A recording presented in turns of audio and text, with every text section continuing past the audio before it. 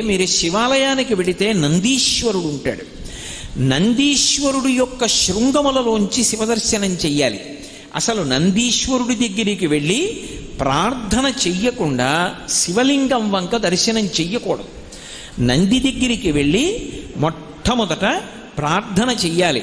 ఏమని అంటే, నందీశ్వర నమస్తుభ్యం సాంబానంద ప్రదాయక మహాదేవస్య సేవార్థం ఆజ్ఞాం దాతుమర్హసి అని అడగాలి. అనుజ్ఞాం దాతుమర్హసి. నందీశ్వర నమస్తుభ్యం. నమస్తుభ్యం అంటే రెండు చేతులు కైమోడ్చి ఇలా శిరసు ఉంచి నమస్కరించాలి.